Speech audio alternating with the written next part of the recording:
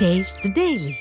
முகூர்த்த நாள் பக்ரீத் பண்டிகை வார விடுமுறை முடிந்து சென்னை திரும்பும் மக்களால் கிளாம்பாக்கம் பகுதியில் கடும் போக்குவரத்து நெரிசல் ஏற்பட்டது.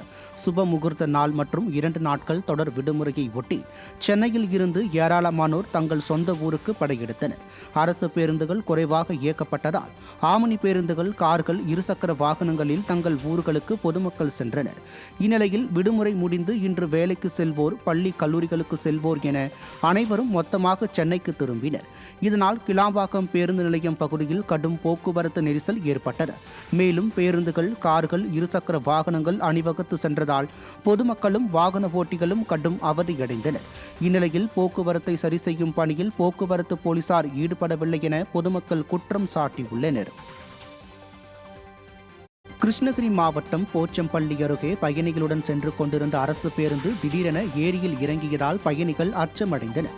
கிருஷ்ணகிரியில் இருந்து அரசம்பட்டிக்கு 15 பயணிகளுடன் புறப்பட்ட அரசு நகர பேருந்து திடீரென கட்டுப்பாட்டை இழந்து நெடுங்கல் ஏரிக்குள் இறங்கி தென்னை மரத்தில் மோதி நின்றது.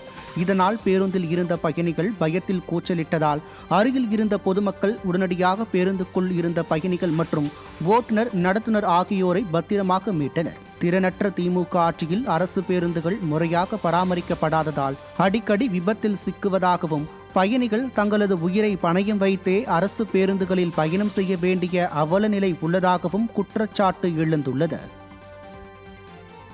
சென்னையில் தமிழக வீட்டு வசதி வாரிய குடியிருப்பில் வீடு ஒதுக்கீடு பெற்றவர்களிடம் கூடுதல் ஜிஎஸ்டி வரி வசூலிக்கக்கூடாது என விடியா திமுக அரசுக்கு சென்னை உயர்நீதிமன்றம் குட்டு வைத்துள்ளது.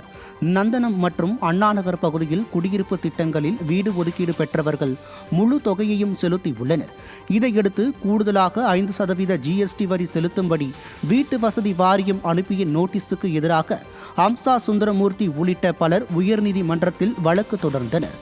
இதனை விசாரித்த நீதிபதி பரத சக்கரவர்த்தி, ஜிஎஸ்டி வரியையும் உள்ளடக்கியதுதான் வீட்டின் விலை என விளம்பரம் வெளியிட்ட வீட்டு வசதி வாரியம் தற்போது கூடுதலாக ஜிஎஸ்டி வரி செலுத்த கூறுவதை ஏற்க முடியாது என தீர்ப்பு வழங்கினார். வாரியம் செய்த தவறுக்கு வீடு ஒதுக்கீடு பெற்றவர்கள் பொறுப்பு ஏற்க முடியாது எனவும் நீதிபதி தமது உத்தரவில் குறிப்பிட்டுள்ளார்.